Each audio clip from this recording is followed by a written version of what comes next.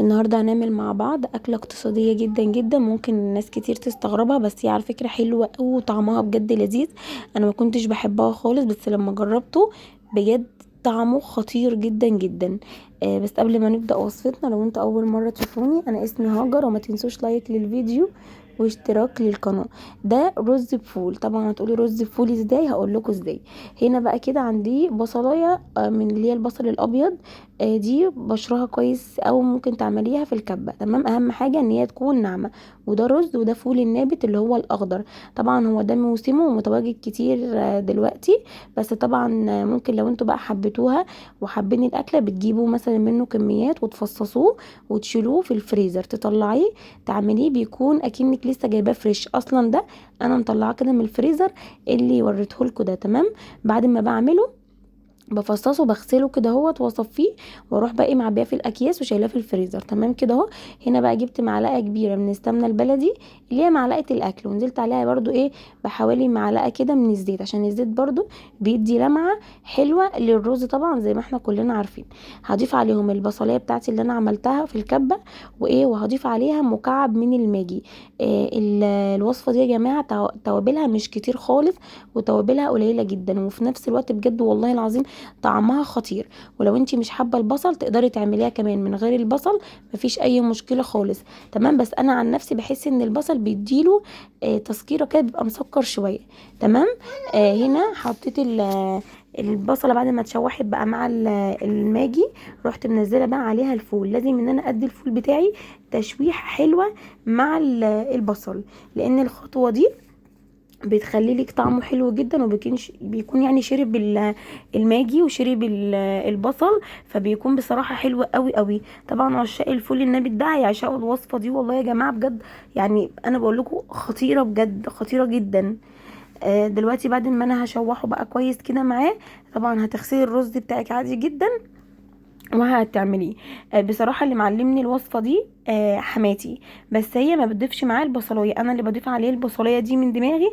وبصراحه حبينا اكتر من ان هو يكون الرز والفول بس. تمام. طبعا انا غسلت الرز زي ما قلت لك، وهنا بقى هحطه على الفول، هشوحه برده كام تشويحه كده اهوت. زي ما بنيجي كده نشوح الرز الابيض بتاع الفته، برده بنديله تشويحه كده مع السمنه والزيت قبل ما نزوده ميه، عشان ما يبقاش عامل زي المسلوق. تمام. فده برضو انا شوحته كده تشويحه حلوه محترمه مع الفول. وبعد كده بقى هروح ضايفه عليه الميه بتاعتي، ويا ريت ما تضيفيش الميه كتير قوي عشان ما يعجنش معاكي. تمام، لاني البصل زي ما قلت لكم قبل كده بينزل ميه، فانا مش بحب ان انا اضيف ميه كتير قوي عشان ما يعجنش. تمام. يعني هنا بعد ما ضفت بقى كده الميه، يعني زي تسويه الرز العاديه. تمام، ممكن اقل سنه كمان. هنضيف بقى عليه الملح، وطبعا الملح ده حسب الرغبه. وهنضيف عليه نص معلقه صغننه قوي من الفلفل الاسود، عشان مش عايزه الفلفل الاسود يغير الطعم، وفي نفس الوقت عشان ما يغمقش الرز. تمام. هنديله بقى تقليبه كده عشان بس ندوب الملح، ونقلب الفلفل معاه، وبعد كده بقى هنغطيه وهنسيبه عالي عليه عادي. واول ما يتشرب معاه زي الرز العادي خالص، هروح موطيه عليه التوطيه بتاعه الرز. تمام كده، وناخد بالنا ما نسيبوش عالي عليه كتير، عشان بس ما يتلسعش من تحت ولا ينشف معاكي. تمام، ويطلع معاكي كده مفلفل وحلو. اوكي كده بقى خلاص، انا سبته اهو. هنا بقى جيت كان خلاص وطيت عليه واتشرب، وكان خلاص داخل في السوا، يعني كان او يعتبر خلاص كان استوى. بصوا مفلفل معايا ازاي، ومش معجن ولا اي حاجه. والفول استوى والرز استوى جدا، وبجد طعمه خطير جدا جدا. انا بصراحه يا جماعه بقيت اعشقه. برغم ان انا اول ما سمعت عنه كنت مستغرباه، بقعد اقول ايه رز بفول ده؟ في حد ياكل رز بفول؟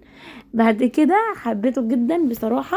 وعايزه اقول لكم جوزي بيعشقه، يعني انا ممكن كل يوم اعمل له رز فول ما يتكلمش. تمام. هنا بقى كده غرفته خلاص في الاطباق. ان شاء الله الوصفه تكون عجبتكم وتكون سهله وسريعه بالنسبه لكم. اتمنى ان انتوا تجربوها، ولو عجبتكم ما تنسوش تعملوا لي لايك وشير، ويا ريت تفعلوا الجرس وتشتركوا في القناه، وتقولوا رايكم ايه في التعليقات عشان يوصلكوا كل جديد برضو انا بعمله. اشوفكم بقى على خير في فيديو جديد بوصفه جديده. باي.